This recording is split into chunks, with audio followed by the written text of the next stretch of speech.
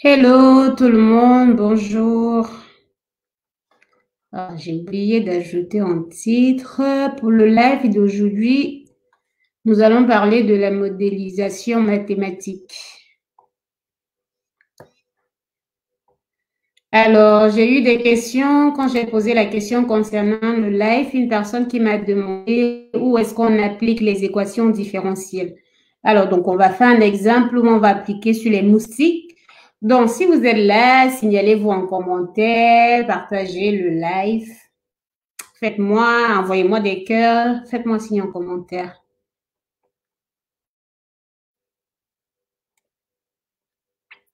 Partagez le direct.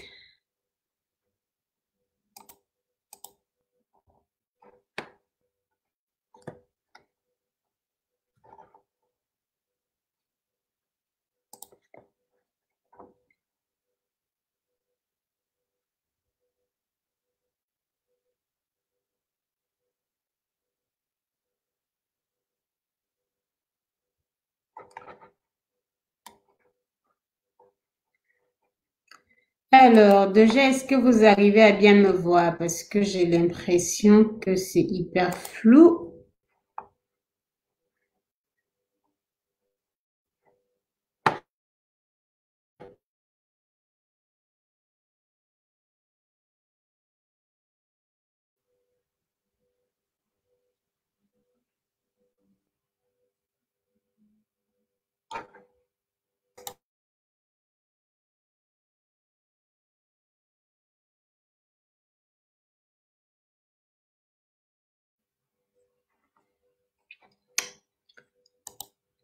Alors, aujourd'hui, nous allons parler de la modélisation, c'est-à-dire l'application des équations différentielles dans la vie courante. Bonjour Eric, je vais bien, j'espère que toi aussi.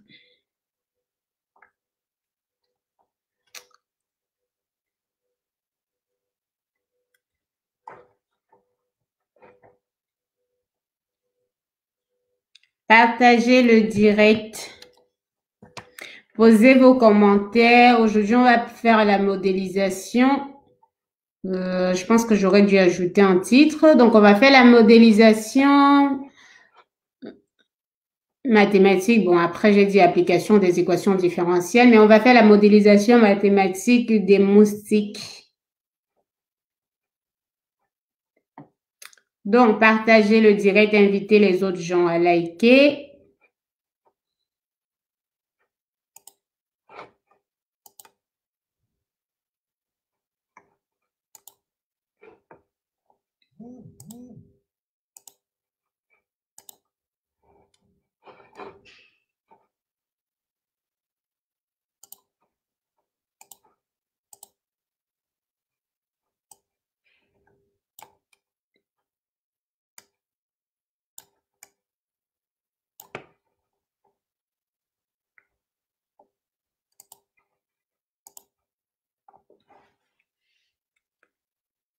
Bonjour Yves, je te salue toi également. J'espère que tu vas bien. Donc, comme je disais tantôt, est-ce qu'on peut commencer ou est-ce qu'on patiente encore pour que les gens se connectent? Partagez le direct, s'il vous plaît.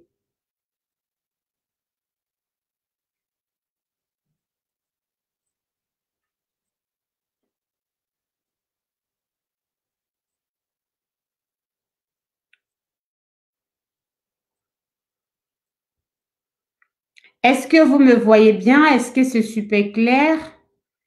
Hello Léoline, j'espère que tu vas bien. Si vous arrivez à bien me voir, s'il vous plaît, signalez en commentaire.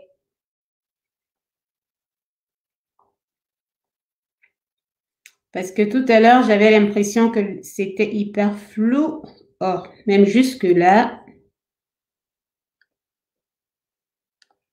Est-ce que vous voyez bien ou pas? Je vais essayer de partager l'écran si vous arrivez à voir quelque chose.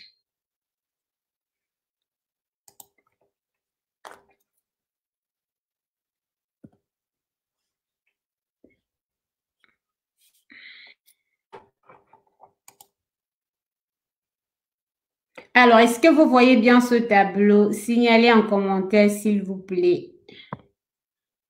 Alors, est-ce que vous arrivez à bien voir ce tableau?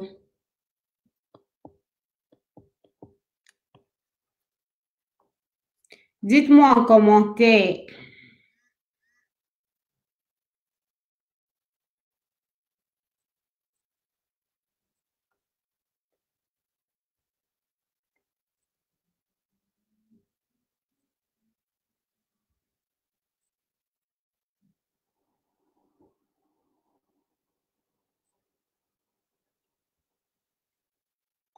Alors, oui, j'ai regardé. Je pense que vous voyez suffisamment bien. Donc, on va continuer. OK. Donc, je disais, aujourd'hui, nous allons parler de la modélisation mathématique des moustiques. Alors, oui, j'ai regardé. Je pense que vous voyez. Donc, on va parler de la modélisation mathématique des moustiques. Pourquoi j'ai choisi de parler des moustiques? Lorsque j'ai posé la question tout à l'heure sur le live, il y a quelqu'un qui m'a demandé à savoir où est-ce que j'utilise les équations différentielles. Bref, les applications courantes des équations différentielles. Je pense qu'on utilise suffisamment les équations différentielles au quotidien. Et déjà, même dans presque la majorité des vidéos que je fais sur la modélisation, j'utilise les équations différentielles. Donc, vraiment, cette vidéo, c'est peut-être pour faire retourner sur quelque chose que j'ai déjà parlé, mais pas forcément parce que là, je vais parler du cycle de vie des moustiques. Dans une autre vidéo, j'ai parlé de la modélisation, du paludisme et c'était pas la même chose parce que là, vraiment, je veux juste parler du pathogène et pourtant dans l'autre, on peut dire de l'insecte, mais pourtant dans l'autre vidéo, je parlais de la transmission qui va du moustique à l'homme. Et donc dans cette vidéo, je vais juste parler de l'évolution des moustiques et donc je vais traduire cela en équation mathématique et pouvoir expliquer les méthodes de contrôle qui ont été utilisées dans d'autres régions ou dans d'autres pays justement pour éliminer ces moustiques-là. Parce qu'après tout, faire disparaître le paludisme, c'est pas tuer les hommes ou c'est pas des injections et quoi et tout. Mais moi, je pense que si on agit certainement sur les moustiques, ça va beaucoup changer les choses. Si on arrive à rendre presque la majorité des anophèles et tout ça stériles, je pense qu'on peut résoudre le problème. Et c'est bien de ça dont je veux parler aujourd'hui. Abdel, bonjour s'il vous plaît. J'organisation d'une matrice pour la prochaine fois ou seulement mettre une vidéo qui explique la façon. D'accord, c'est noté, je vais y penser dans la semaine. Donc, si vous êtes d'accord, on peut entrer déjà dans la modélisation. Si vous avez des questions concernant le sujet, posez déjà vos questions parce que je vais juste passer directement à expliquer le cycle de vie des moustiques et par la suite passer à la modélisation. Rien de plus et juste montrer comment est-ce qu'on passe de ce cycle-là aux équations. Si vous avez des questions, partagez d'abord le live, invitez les gens à regarder. Il faut que ça touche plus de personnes et que les gens comprennent où on applique. Parce que je pense que même avec tout ce que j'ai fait jusqu'à présent, il y a toujours les gens qui se posent la question sur l'application de certaines choses qu'on fait. Notamment, l'avantage, c'est que dans ce direct également, on voit l'application directe des matrices parce que lorsqu'on a les équations différentielles et qu'on veut regarder l'évolution de la maladie, par exemple, ou du pathogène qu'on étudie au cours du temps, ou on peut dire de l'insecte, on fait appel à des matrices pour pouvoir parler dans quel cas est-ce qu'on peut éliminer l'insecte dans la population. Donc, dites-moi ce que vous en pensez en commentaire, réagissez, partagez.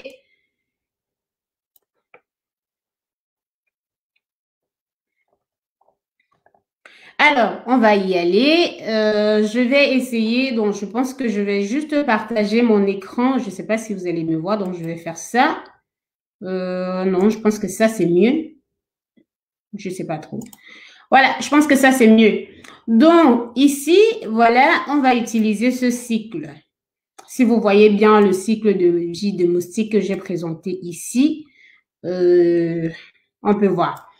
Déjà, je précise que lorsqu'on fait la modélisation, même si on a la croissance ou même si on a l'évolution d'un insecte dans la nature où on va faire des hypothèses, et ici, je ne vais pas prendre en compte. Vous voyez déjà que le cycle de vie de moustique se passe en deux étapes. Donc là, on a dans l'air et dans l'eau. Dans le processus, on peut dire que le processus commence au niveau de la ponte des œufs. Donc, je suppose que le processus, si je commence par exemple mon processus là, parce que c'est comme ça que je vais modéliser. Lorsqu'il y a ponte des œufs, c'est-à-dire que les femelles pontent, bon, là, on compte le nombre de fois qu'ils vont faire cette ponte-là, mais je veux juste considérer ponte des œufs. Donc, lorsqu'il y a la ponte des œufs dans l'eau, ces œufs-là vont éclore après des jours. Donc, on a donné le cycle de développement. On veut voir que ça dure 5 jours à 5 mois dans l'eau. Donc, je ne vais pas mettre l'accent sur la durée du cycle, mais je vais juste montrer les étapes parce que c'est les étapes que je vais modéliser. Si vous voulez mettre l'accent sur les jours du cycle, vous allez mettre le retard dans votre modèle mathématique pour prendre en compte la durée de vie ou la durée du cycle de vie de moustique.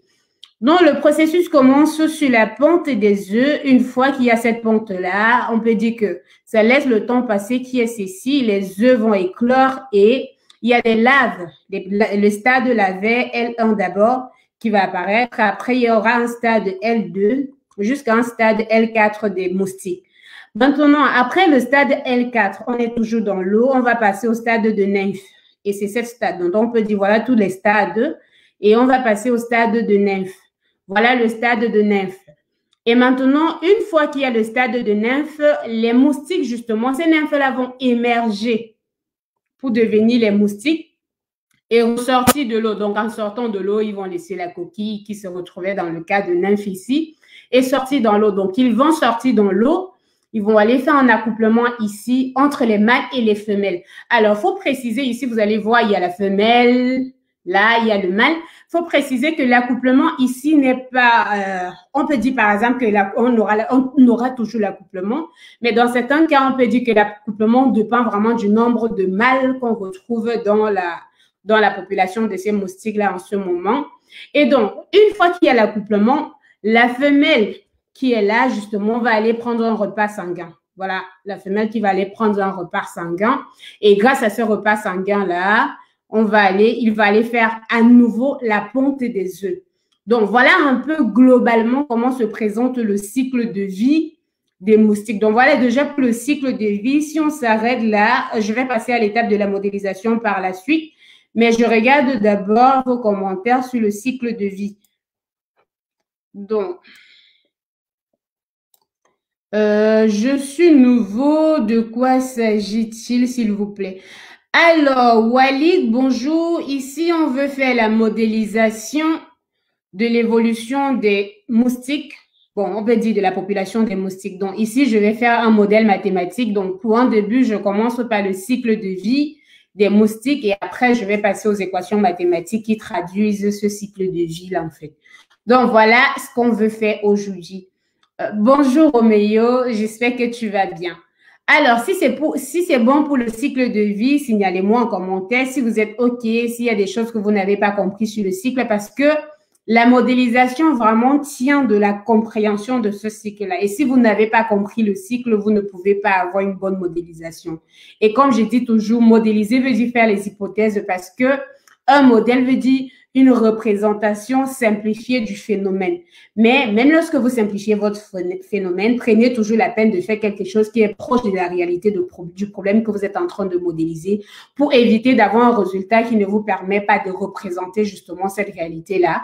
Ou même quand vous allez faire des prévisions ou des simulations, ça ne va pas du tout représenter ce que vous êtes en train de vouloir ou le problème, ce que vous êtes en train de vouloir résoudre ou le problème que vous êtes en train de vouloir éliminer dans une population ou dans un pays.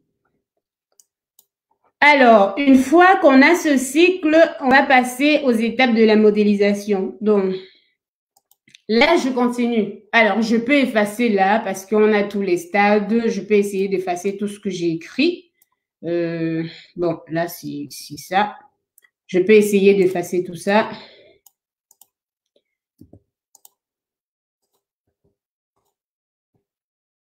Alors, maintenant, qu'est-ce qu'on va faire pour les étapes de la modélisation? Premièrement, premièrement, je vais commencer par le stade des œufs dont j'ai précisé dans la population des moustiques. Donc, ce que je vais faire, je fais un modèle qui représente l'évolution des moustiques qui tend du stade des œufs jusqu'au stade des, on peut dire, au stade des femelles qui vont pondre. Donc, j'ai présenté le processus ici qui commence par les œufs. Donc, on peut mettre là le compartiment des œufs qui commence. Alors, une fois qu'il y a la ponte des œufs, les œufs vont progresser, on peut dire, vont éclore pour devenir des larves. Et je peux mettre là, larves. Donc, voilà. Maintenant, je mets juste larves. Vous vous rappelez que dans les étapes de la modélisation du cycle, j'ai expliqué qu'il y avait 4 stades. Et donc, dans certains modèles, vous pouvez considérer tous ces 4 stades-là. Et donc, dans ce compartiment que je viens de mettre, vous aurez un compartiment L1, L2 et L4.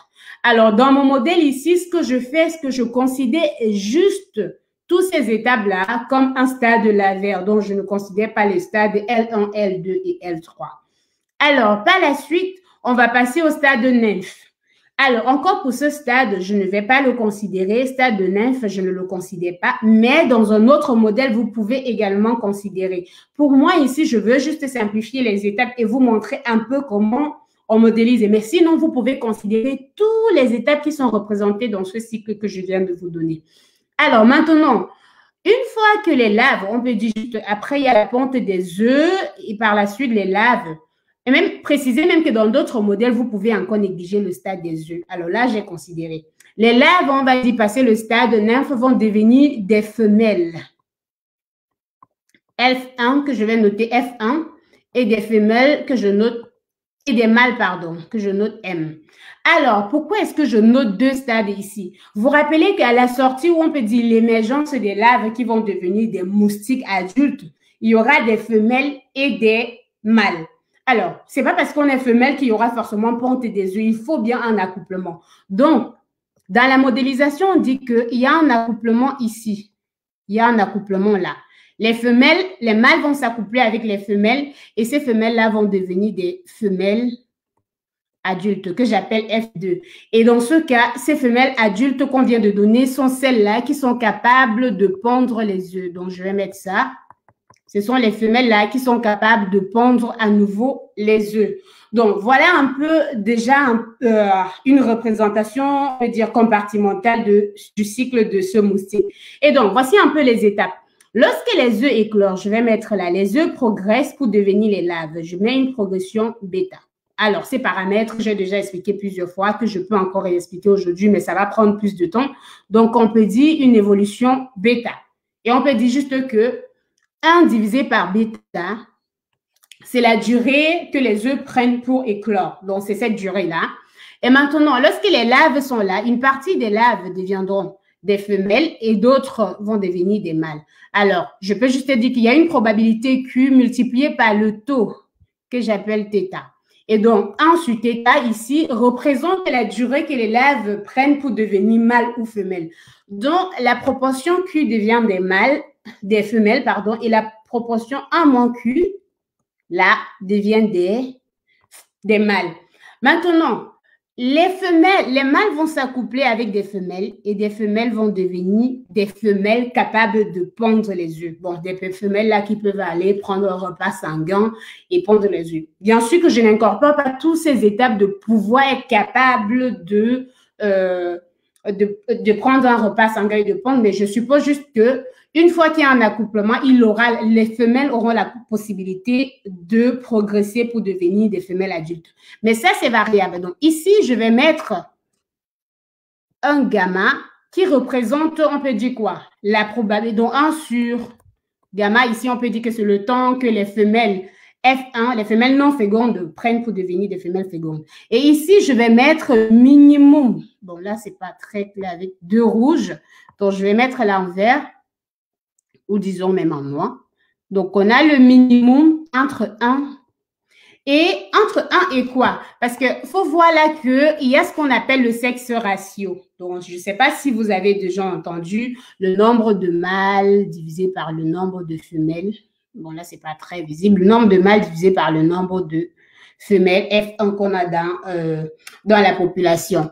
Donc, ici, c'est exactement cela que je suis en train de représenter. Et on peut dire que lorsque vous aurez la progression, vos femelles non fécondes vont devenir des femelles fécondées. Donc là, j'ai M divisé par F1. Ainsi, c'est juste pour dire que s'il y a suffisamment de mâles pour accoupler les femelles non fécondes, alors ce minimum ici, là, va être 1. Et maintenant, s'il n'y a pas suffisamment de mâles et quoi et tout, ça va faire M divisé par F1. Donc, dans l'étude, on essaie de prendre le cas où le minimum égale à 1 ou le minimum égale à F sur M. Maintenant, on peut dire que les œufs sont affectés d'une mortalité que j'appelle mu-E. Alors, cette mortalité est juste due au fait qu'avec des conditions climatiques et tout, tous les œufs ne vont pas éclore. Donc, il y a une partie des œufs des moustiques qui vont mourir. Il y a la mortalité des larves, j'appelle mu-F, parce que même dans cet état de larvaire, il y a des larves qui vont mourir et ne vont pas proliférer ou ne vont pas devenir des nymphes. Il y a la mortalité des mâles. Il y a la mortalité des femelles. Donc, je vais mettre des femelles F1, F, et là, je vais juste mettre mu-F. Alors, je pouvais mettre la mortalité des femelles F1 et la mortalité des femelles F2, et ça dépend. Maintenant, les femelles F2, comme on a précisé, ce sont des femelles-là qui vont pondre les œufs. Donc, je vais mettre la ponte ici, auto-alpha, 1 moins le nombre d'œufs divisé par la capacité limite d'accueil. Alors, vous vous rappelez forcément que ces œufs que les moustiques pondent, c'est souvent dans les eaux usées et tout ça. Même quand ces femelles pondent, il y a une capacité limite du milieu. En fait, vous avez un milieu, il y a un certain nombre d'œufs qu'on ne peut pas dépasser dans le milieu. Et si on dépasse, il y aura une mortalité et quoi et tout. Donc ça, vraiment, c'est juste cette capacité limite-là. Si vous avez un mar d'eau, il y a un certain nombre d'œufs que les moustiques peuvent pondre dedans et ça ne peut pas déborder. Donc là, maintenant qu'on a fini un peu avec les étapes de, je peux dire ici, du modèle compartimental, ce qu'on va faire actuellement, ce qu'on va essayer de traduire ceci, ce modèle compartimental en équation mathématique. Alors, j'essaie de regarder vos questions parce que j'ai parlé pendant longtemps sans regarder les questions. Alors, quel est le rapport entre le cycle de la modélisation et l'usage de notre réalité quotidienne? Alors, le rapport qu'il y a entre ce cycle, ce que j'étais en train de dire tout à l'heure, peut-être que tu n'étais pas là au début du live, c'est le fait que ce modèle, en fait, on arrive à le traduire comme je viens de le faire en équation mathématique et montre dans quelles conditions est-ce qu'on peut éliminer les moustiques. Et là aussi, dans ces modèles, on présente des contrôles. Et c'est bien ce qui a été utilisé en réunion et aussi en Chine pour éliminer les moustiques complètement dans la population, bien sûr en utilisant les mâles stériles parce que tu peux voir le rapport qu'il y a de l'autre côté. S'il y a moins de mâles ou même s'il y a plus de mâles dans la population, de telle sorte que les mâles soient toujours capables d'accoupler les femelles, mais que ces mâles-là sont stériles, alors il n'y aura plus de femelles qui vont être capables de pondre. Et le stade de passage de femelle non féconde à femelle féconde va être réduit et on pourra éliminer les moustiques. Alors, Roméo, j'espère avoir répondu à ta question. Donc, j'espère que j'ai répondu à ta question. J'attends vos questions déjà concernant la modélisation qu'on a jusqu'à présent, parce que là, je vais quitter de ce modèle compartimental pour passer aux équations mathématiques. Alors, il y a Franck qui devait être là parce qu'il voulait avoir une réponse concernant les applications des équations différentielles. Alors, j'espère que tu es là, j'espère que tu suis le direct. N'hésite pas à partager et... Ouais.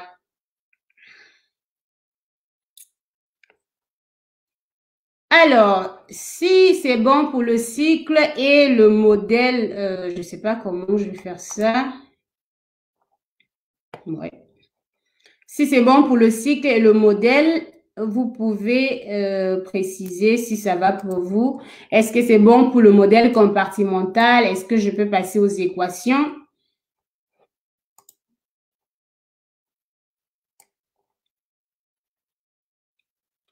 Alors, voilà le modèle compartimental. Maintenant, on va écrire les équations mathématiques qui expliquent l'évolution de ce modèle au cours du temps.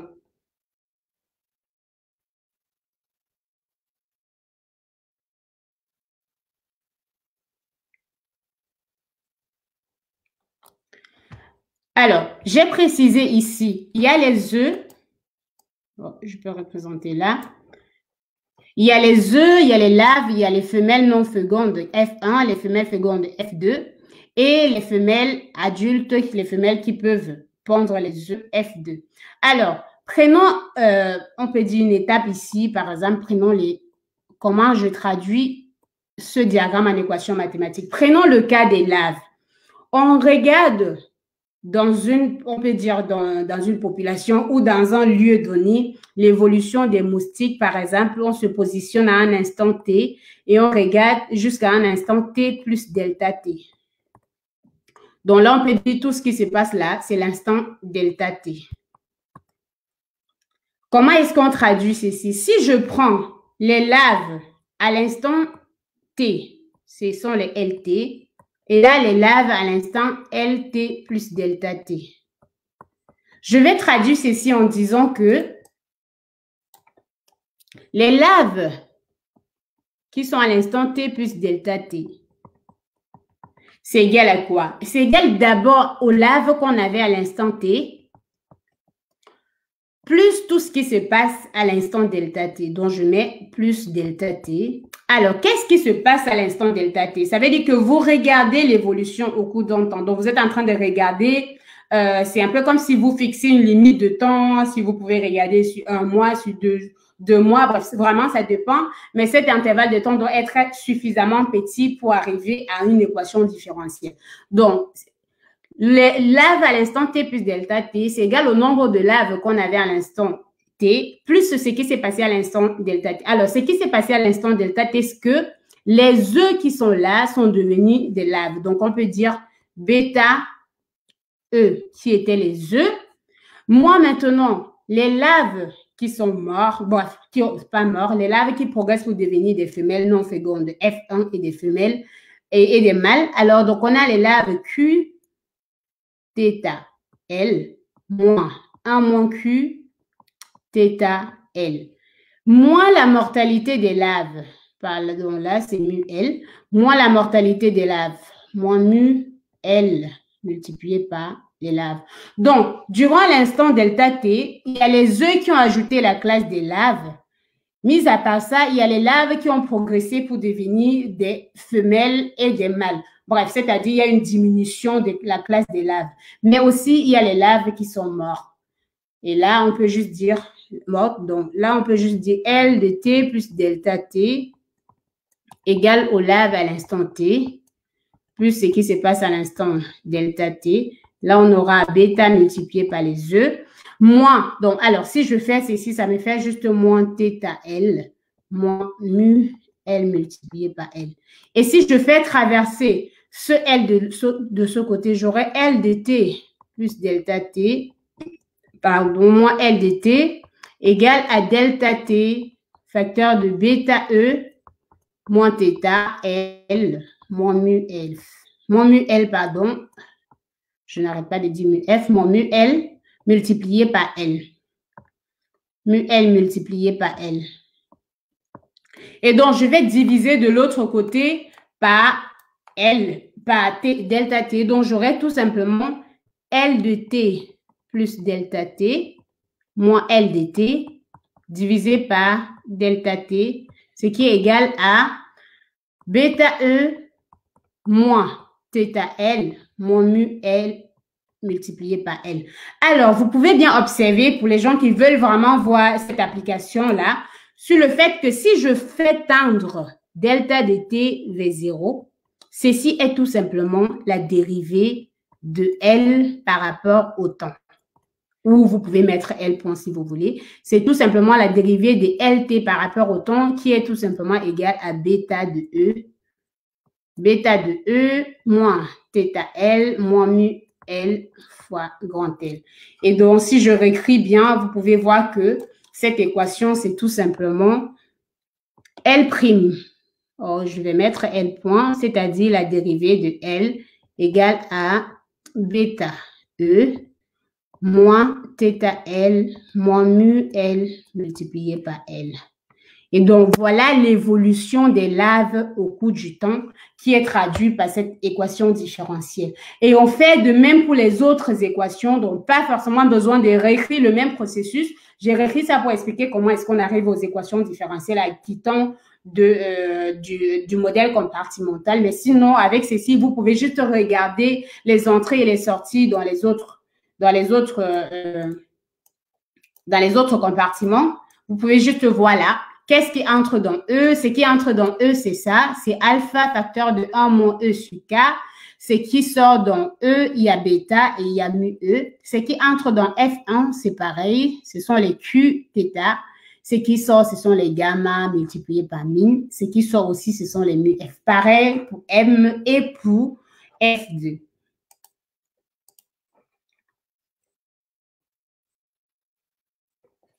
Voilà, donc, voilà un peu, j'ai essayé de traduire globalement. Donc, maintenant, ce que je vais faire, je vais essayer de réécrire toutes les équations pour tous les compartiments. Donc, je vais essayer de réécrire toutes les équations pour tous les compartiments. Et là, vous pouvez voir le système. Et après, je vais vous montrer justement dans quelles conditions et comment est-ce que les gens vont faire le lien avec cela et l'élimination des moustiques, si on peut dire comme ça, dans la population. Et vous aussi expliquer les moyens qu'il faut et le nécessaire pour pouvoir résoudre le problème, parce qu'il ne suffit pas juste de parler du cycle et se limiter là. Alors, je réécris toutes les équations pour E, pour les E et pour les... donc, normalement, on aura ceci, E' E point dt égale à alpha facteur de 1 moins E divisé par K multiplié par F2 moins bêta E moins mu E. Mu indice E multiplié par E. L point de T va être égal à bêta E moins θ fois L moins mu L multiplié par L. M point de T va être égal à 1 moins Q multiplié par θ multiplié par L moins mu M multiplié par M. Et F1 point dt va être égal à Qθl moins le gamma fois le minimum de 1 et M divisé par F1 multiplié par F1 moins la mortalité F multiplié par F1. Et l'équation des femelles F2 point dt va tout simplement être égal au gamma, ce qui est sorti là, fois le minimum entre 1 et M divisé par F1 multiplié par F1 moins la mortalité mu F d F2. Alors, déjà, si vous remarquez bien dans cette équation, je ne vais pas pouvoir retourner aussi rapidement parce que c'est un peu plus haut. Si vous observez l'équation de F2, vous allez voir qu'il n'y a pas cette sortie-là. Il n'y a pas ceci, cette sortie. C'est tout à fait logique, juste parce que les femelles pondent les œufs, mais les femelles ne deviennent pas les œufs. Donc, il n'y a pas une diminution de la classe des femelles pour entrer dans la classe des œufs, mais il y a la ponte des œufs, pas des femelles. C'est pour ça que vous aurez ce produit F multiplié par E ici. Donc, il y a la ponte des œufs, pas les femelles. Mais les femelles ne deviennent pas les œufs, donc la classe des femelles capables de pondre F2 ne peuvent pas diminuer dû à cette augmentation de la classe des œufs. Mais par contre, vous pouvez constater qu'à chaque moment, les œufs qui ont diminué là ont entré ici. C'est tout à fait logique parce que les œufs, quand ça éclore, ça produit une lave et dont les œufs deviennent vraiment des laves ici. Et vous pouvez aussi constater que le θ des laves qui est sorti ici est reparti là dans les mâles et dans les femelles incapables de pondre. Et là, vous pouvez voir que la diminution de la classe des femelles non fécondes qui deviennent des femelles fécondes est augmentée là. Juste pour faire la transition sur le fait que lorsque vous faites ces équations différentielles-là, lorsque vous faites la dynamique des populations et que vous représentez les cycles de vie, par exemple, d'un insecte ou d'un champignon, vous aurez toujours cette sortie-là, cette progression ou cette transition. Voilà un peu globalement ce qu'il s'agit du modèle. et vous pouvez voir l'interaction des mâles. Par exemple, supposez que ce mâle qu'on a là, ah bon, je vais d'abord écouter vos questions, après on reviendra sur la notion du contrôle et comment est-ce qu'on équilibre cela. Donc, je reviens, je regarde un peu vos questions. Franchement, il faut l'Afrique fasse quelque chose pour vous, pour son développement. Merci infiniment. Merci à toi aussi, Yves. Alors, il y a Abderrahman. Bon, il y a Ibrahim qui dit, est-ce que vous faites des cours particuliers de mathématiques niveau licence 3 mathématiques? Oui, Ibrahim, je vais faire des cours, mais il n'y a pas d'urgence parce que je vais faire des cours en fonction de mes disponibilités. Donc, tu peux m'écrire une box, on en parle. Si c'est possible, on va se fixer sur des rendez-vous sur ce qu'il y a à faire. Merci Yves. Alors, Ibrahim, j'ai répondu à ta question. C'est quel niveau ça? Alors, ce que je fais ici, je peux dire relativement sur un niveau Master 2, mais dans la majorité des écoles aujourd'hui, on peut retrouver en licence 3 ou voire même en licence 2 si vous faites la modélisation mathématique. Donc, ça, vraiment, on peut dire que ce n'est pas un truc aussi basique parce que du moment où vous êtes capable de faire les équations différentielles non linéaires, c'est-à-dire au niveau 1, en mathématiques et tout ça, par exemple, vous êtes déjà capable de répondre à ces genres de questions. Mais parfois, dans certains endroits, on attend jusqu'en licence 2 ou en licence 3 pour commencer à faire cela parce que c'est à ce moment-là que les gens travaillent sur le théorème de Cauchy et tout ça. C'est bien tout ce qui est utilisé pour étudier ce genre de système. Mais vraiment, on peut retrouver au niveau 2 ou au niveau 3. Donc, Ibrahim, j'espère que j'ai répondu à ta question. Alors, jusqu'à présent, voilà le modèle que j'ai présenté. Donc, j'attends vos questions concernant le modèle. Est-ce que la transition du problème biologique au problème mathématique, est-ce que vous avez été surpris? Est-ce que vous avez vu quelque chose que vous n'avez pas compris? Est-ce qu'il y a quelque chose que vous ne voyez pas la transition et comment est-ce qu'on en est arrivé là? Alors, j'attends vos questions par rapport à cela.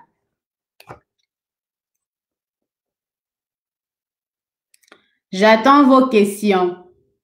Ah oui, c'est bien pour ça que je fais le direct parce que je veux discuter. Sinon, j'allais juste faire une vidéo et envoyer la vidéo comme la majorité des vidéos qui se retrouvent sur YouTube.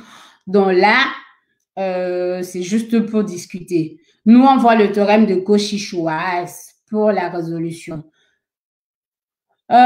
Oui, Ibrahim, vous voyez le théorème de Cauchy-Schwarz et pour l'existence ici, on utilise le théorème de Cauchy-Lipschitz parce qu'on montre que la fonction qui est sur le membre de gauche de ce système d'équations différentielles que je viens de donner est localement lipschitzienne et à partir de là, on conclut sur l'existence des solutions du problème qu'on veut résoudre.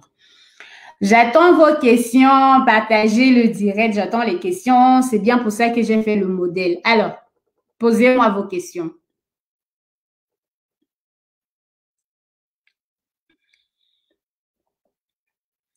Est-ce qu'il y a une préoccupation par rapport au modèle? Est-ce que vous avez regardé quelque chose de particulier? Posez vos questions.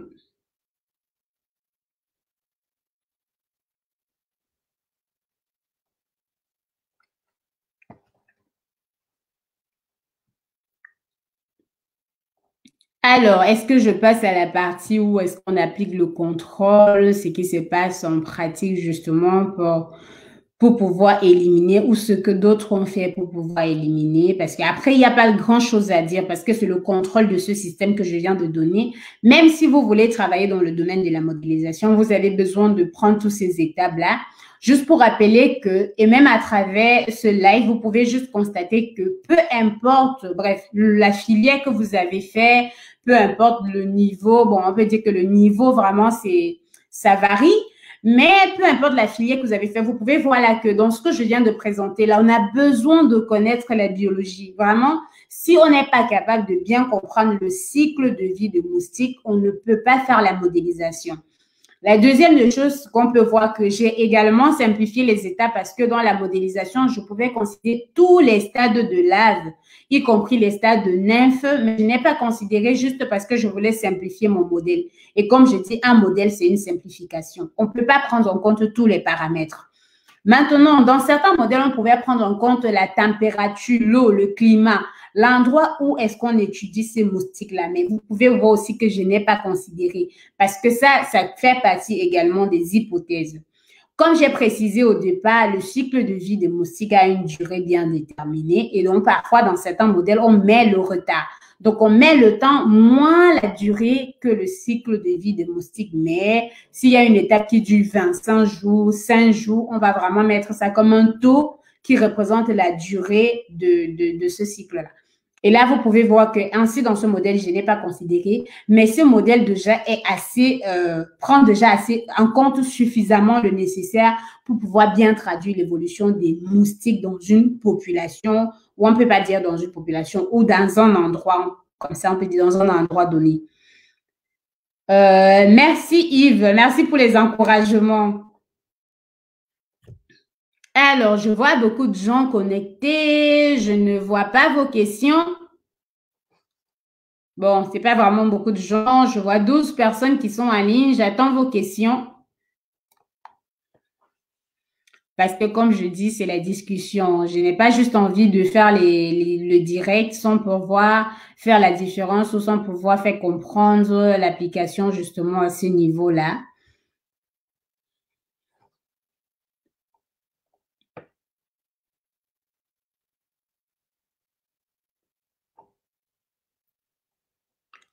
Bon, ok, je vais revenir sur l'étape d'après. Donc, comme je disais, voilà le modèle qu'on obtient. Bon, ici, on appelle aussi modèle, mais vous pouvez juste dire que le système d'équation différentielle, parce que là, c'est vraiment un système d'équation différentielle.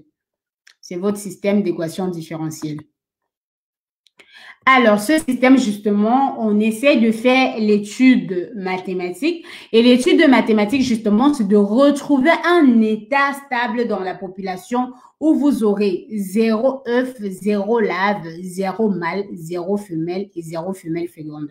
Et du coup, dans l'étude de mathématiques, on cherche à montrer que cet équilibre-là est stable. C'est-à-dire qu'on peut arriver à un moment où on élimine complètement tous les moustiques dans la population. Mais il faut bien préciser qu'on trouve ça sur une condition. Et une condition qu'on appelle généralement N0. N0 qui représente le basic offspring number, si on peut dire. Et ce nombre-là, en biologie, on voit plutôt le R0 que j'avais déjà dit une fois ici. On l'appelle N0 et on voit que quand c'est inférieur à 1, on peut éliminer les moustiques dans la population. Alors, comme je disais tout à l'heure, ce qui a été fait en réunion, je pense bien, si je n'oublie pas, c'est le fait que dans la population, on injecte les mâles. Donc là, on a les mâles qui sont dans la population. Imaginez qu'on ajoute une autre classe de mâles ici que je peux appeler M1. Ou on peut dire MS pour dire les mâles stériles. On ajoute une autre classe comme ça de mâles qui sont des mâles stériles et on va aussi voir son évolution au cours du temps. Et donc, dans votre système ici que vous avez eu là, dans cette étape, vous aurez les mâles stériles. Et donc, il n'y aura pas uniquement les mâles qui vont féconder les femelles, mais il y aura les mâles stériles justement qui vont féconder ce femelle. Et là, on peut constater que si on arrive à un niveau où c'est presque tous les mâles stériles qui fécondent les femelles. Donc, si on arrive au niveau où on a un 1, mais qu'à ce moment-là, c'est MS divisé par F1 qui égale 1. Donc, si les mâles stériles sont capables de féconder, bon, c'est pas vraiment féconder, de s'accoupler avec toutes les femelles non fécondes, alors on aura un résultat des femelles qui seront capables de faire la ponte de devenir fécondes, c'est-à-dire incapables de pondre les œufs. Et donc, c'est sur ces moustiques-là qu'on doit agir justement pour éliminer ou pour réduire l'évolution des moustiques dans la population. Alors, ces moustiques-là, justement, ce sont des moustiques, on peut dire, hybrides ou pas, mais ce sont les moustiques fabriqués à partir des moustiques, par exemple, qui existent ou d'autres espèces. Donc, on a vraiment fait des mélanges, quoi, pour retrouver des moustiques stériles. Mais un autre type d'éliminer, ce qui a été fait en Chine, c'était d'ajouter les moustiques dans la population. Vous aurez vraiment des moustiques, on peut les appeler comme ça, les prédateurs. On ajoute des moustiques qui sont complètement différents des anophèles. Mais ces moustiques-là ont pour but principal d'aller manger les anophèles plus précisément. Et donc, c'est ce qui a été utilisé justement en Chine pour éliminer pratiquement presque tous les anophèles parce qu'on a mis des moustiques qui vont aller manger les anophèles plus particulièrement. Alors, bien sûr, tout ça a un prix parce que vous voyez ces moustiques dont je parle, ce sont des moustiques qui sont fabriqués dans les labos et on a besoin de suffisamment d'argent pour fabriquer ces moustiques-là. Alors, qu'est-ce que Ibrahim? Est-ce qu'on peut... Oui, Ibrahim, c'est ce que j'ai dit déjà précédemment. Tu peux m'écrire inbox. Conditions initiales. Ah oui, pour les conditions initiales, je n'ai pas précisé. Je ne suis pas en train de faire l'analyse du modèle ici. Tout ce que je fais vraiment, c'est de pouvoir expliquer clairement ou de façon globale comment est-ce qu'on applique. Maintenant, si on veut faire l'étude, on va parler de la condition initiale et de comment. Bien sûr que les conditions initiales, généralement, on les utilise parfois parce qu'on va faire l'analyse et tout ça. Mais là, j'essaie d'expliquer globalement ce qui est utilisé et la théorie qui était utilisée ailleurs pour pouvoir éliminer les moustiques. Donc, voilà, c'est un peu ça. Donc, voilà un peu globalement les deux théories qui ont été utilisées. Et je ne sais pas si Roméo, j'ai répondu à ta question pour dire ici, si on doit utiliser les moustiques qui sont des prédateurs des anophèles ou si on doit utiliser les mâles stériles qui peuvent s'accoupler avec des femelles, alors on aura besoin de suffisamment de financement. Je ne veux pas dire que les financements nous manquent, hein. Donc, on aura besoin de financement pour pouvoir fabriquer ces espèces hybrides-là pour implanter dans la population ou pour implanter dans les environnements où on retrouve les anophèles qui sont capables de nous infecter, bref, de nous piquer et provoquer le paludisme, comme on peut dire. Donc, voilà. Dans ce modèle, je parlais spécialement de l'évolution des moustiques. J'ai déjà fait une vidéo où je parle de l'interaction entre les moustiques et les hommes. Donc là, vraiment, je montre comment l'homme s'infecte, le temps qu'on prend pour le paludisme, mais ce n'est pas de l'autre côté, là, sur ce modèle-là, si on veut regarder les choses, on va plutôt regarder comment est-ce qu'on crée des vaccins pour éviter que lorsque un moustique te pique, tu t'infectes et tout ça. Mais ici, justement, c'était pour montrer le côté où, si on veut éliminer, si on va éliminer les moustiques et les théories que d'autres ont déjà utilisées, on va essayer d'appliquer pour avoir un résultat un peu optimal.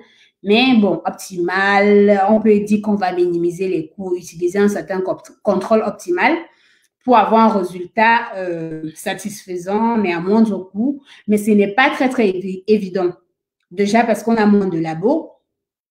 Et aussi parce que parfois, c'est très dur d'avoir les financements pour se lancer dans des trucs comme ça, parce qu'on a besoin des chimistes, on a besoin un peu des gens qui se retrouvent dans tous les domaines. Et vous pouvez voir que depuis que je parle ici, on a besoin de tout le monde dans le système. Et je me positionne souvent un peu dans l'endroit où les gens pensent que les gens qui font les maths sont plus importants que ceux qui font la biologie ou même parfois. Mais pourtant, vous pouvez voir que dans ce que je fais ici, on a besoin de tout le monde. Et même pour faire la modélisation, on a besoin d'avoir une personne qui a la maîtrise de la biologie, qui a la maîtrise de l'évolution. Et si on veut fabriquer des moustiques au labo, on a besoin des gens qui sont capables de fabriquer cela. Donc, voilà. Est-ce qu'il y a encore des questions ou est-ce que c'est bon pour aujourd'hui? Est-ce qu'il y a des questions concernant ce que je viens de dire?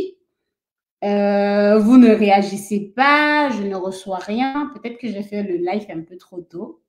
Je ne vois pas de réponse. Je ne vois pas des questions. J'attends vos questions. Alors, est-ce que c'est bon pour aujourd'hui? Est-ce que le live, est-ce que c'est OK? Est-ce que j'ai répondu à la question de quelques personnes de la page qui aimeraient savoir où est-ce qu'on applique les équations différentielles? Et comme j'ai dit, dans ce modèle que je viens de vous proposer, si on va faire l'analyse, on va utiliser les matrices.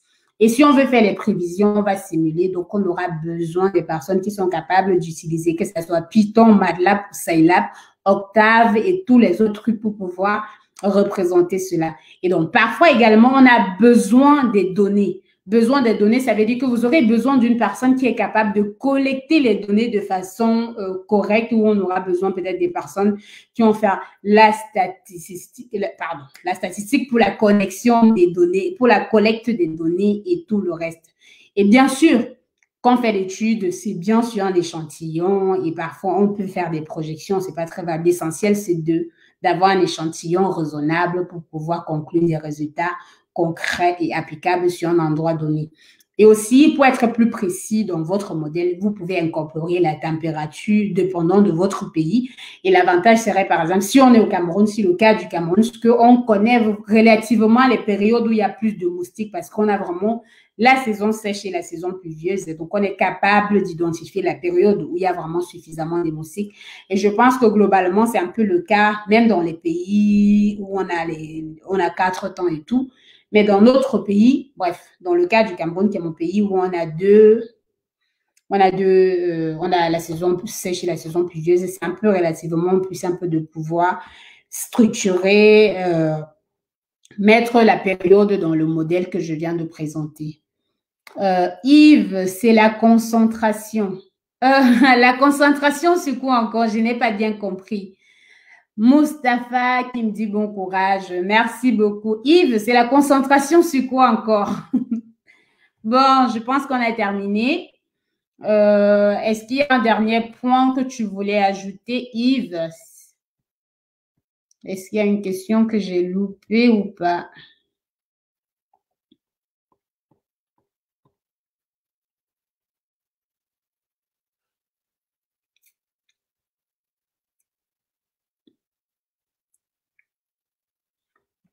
Alors, est-ce qu'il y a quelque chose à ajouter?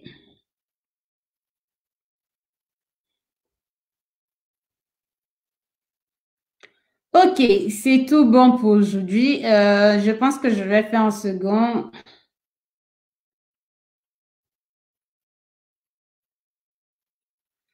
Ah, d'accord. Merci Ibrahim de préciser. C'est en fait, c'est juste pour moi, j'essaie de récapituler, pas forcément de préciser parce que même si je fais des maths, je ne suis pas capable de préciser les fonctions de tout le monde ici, mais j'essaie de récapituler parce que dans ce que j'ai déjà fait, on a besoin de tout le monde de façon générale. Alors, est-ce que je peux faire un recap? Alors, le recap, c'est ici. Aujourd'hui, je voulais prendre le cycle de l'évolution des moustiques dans un endroit donné, ou on peut dire sur un endroit assez précis, parce que vous allez quand même faire l'étude sur une zone. Et donc, je prends ce cycle-là, j'explique le cycle qui a déjà été écrit par des biologistes, bien sûr. Et à partir de là, je traduis le cycle en un modèle compartimental, un modèle mathématique et quoi. Et la traduction, c'est pour simplifier le cycle. Alors, j'essaie de montrer. Voilà, c'est un peu ça. Donc ici, voilà, Mustapha, voilà le cycle de vie des moustiques. Voilà le cycle de vie. Il y a le stade de larve. Voilà le cycle sacré des larves jusqu'aux femelles qui vont être capables de pondre les œufs. Et j'ai traduit ce cycle en équation mathématique. Et cette équation mathématique-là, c'est tout simplement ça. Ce modèle mathématique, c'est tout simplement ça. Voici ce modèle-là. Et dans ce modèle, on voit justement ce passage-là des œufs qui est EF jusqu'aux femelles F2 qui sont les femelles capables de pondre. C'est là. Donc, je suis quitté de là, œuf jusqu'à femelle. Alors, maintenant, voici un modèle compartimental mathématique. Le but, justement, c'est de traduire ce modèle compartimental en équation mathématique. Et donc, pour traduire en équation mathématique, ce qu'on fait juste de représenter sur une période de temps delta t. Donc, je regarde sur une période de temps de d. Si tu peux regarder dans notre sens, c'est la vitesse de croissance de ces populations-là structurées ou ces subpopulations des moustiques. Donc, c'est-à-dire la vitesse de croissance des œufs, des larves, des moustiques, des femelles adultes, des femelles capables de pondre, des femelles pas capables de pondre et des mâles. Et dans cela, j'essaie juste de représenter là en disant, si on a un instant delta t, et qu'est-ce qu'on va regarder tout ce qui s'est passé autour de l'instant. Si on a un instant, t plus delta t, on regarde tout ce qui s'est passé tout au long de l'instant delta t. Et tout au long de l'instant delta t, là, c'est plus, il y aura juste ce qui était déjà à l'instant t, plus tous ces transferts et les entrées qu'il y a eu, par exemple, dans la classe des larves. Et on se retrouve à quelque chose comme ça où quand on rend l'intervalle delta t très petit, on retrouve la dérivée. Bon, c'est quelque chose qu'on fait, par exemple, la dérivée comme si on le fait au lycée. Et là, on retrouve une équation mathématique. Et justement, on fait pareil pour les seins classe que j'ai structurée ici et on retrouve un système d'équations mathématiques qu'on utilise les outils mathématiques et on regarde si le système est bien posé avec les conditions, comme Ibrahim a dit, avec les conditions et tout. Donc, on regarde si toutes les conditions sont nécessaires et suffisantes, donc si le problème est bien posé. Et on arrive à un moment donné où on voit que pour éliminer les moustiques dans la population, et on doit montrer que cette condition, qui est généralement appelée dans la dynamique des populations le basic offspring number, doit être inférieure à 1. Et donc, après ça, j'ai juste ajouté le fait qu'on peut contrôler cette population-là pour pouvoir éliminer, c'est-à-dire chercher à chaque moment de rendre ce N0 inférieur à 1. Et donc, voilà comment j'ai parlé des méthodes qui ont été utilisées dans d'autres pays, comme le fait d'utiliser les moustiques stériles ou le fait d'utiliser les moustiques qui sont prédateurs de moustiques. Voilà, j'espère qu'avec ce recap, tu vas comprendre. Je ne sais pas si toi, tu fais la modélisation et tout, mais ça, c'est pas assez suffisant pour essayer d'expliquer comment est-ce qu'on modélise, parce que je sais qu'il y a beaucoup de gens. Bien sûr, je peux me dire, quand je me mettais sur la toile, je savais pas qu'il y a beaucoup de gens comme ça qui devaient m'écrire concernant le fait qu'ils travaillent en modélisation. Et donc, quand je fais des lives comme ça, c'est vraiment pour essayer d'expliquer clairement ces étapes de modélisation là et que vous pouvez expliquer et que vous pouvez utiliser. Alors, il y a également un autre côté pour dire que le problème des moustiques qui persiste depuis, on peut dire 50 000 ans, là, on n'est pas là. C'est juste, c'est un problème qui existe déjà et que ça continue de persister. Il y a aussi les problèmes des criquets en Afrique de l'Est. Si vous avez forcément vu ce qui s'est passé depuis le mois de avril, je pense avril, juin et tout ça. Les criquets qu'on voit là-bas, on peut essayer de traduire leur cycle de la même façon. Les criquets pèlerins qui sont capables de détruire qui ont détruit presque toutes les plantations là-bas. Et donc, on peut justement appliquer ce que je viens de dire ici, essayer de représenter un peu dans le même sens. Un peu le cycle de vie change un peu, mais généralement pour les insectes, il y a tous ces stades de la œuf, larve, nymphe, après adulte et femelle capable de pondre. Merci, c'est clair et applicable ici en Afrique. Oui, bien sûr que c'est applicable et c'est bien ce que j'étais en train de préciser déjà avant parce que le souci d'application ne vient pas de nos conditions. Je pense pas que en Afrique ou dans nos pays, on est vraiment incapable d'appliquer, de mettre des moustiques stériles ou de mettre des moustiques prédateurs. Moi, je pense que le problème se pose au niveau du financement. Et où est-ce que ces moustiques vont être fabriqués? Parce que si on implante un laboratoire où on sera capable de fabriquer les moustiques sur place, je ne vois pas en quoi est-ce que ça va poser des problèmes. Oui, bien sûr qu'on regarde aussi un autre souci qu'il y a derrière sur le fait que est-ce que ces moustiques ne vont pas devenir des moustiques prédateurs?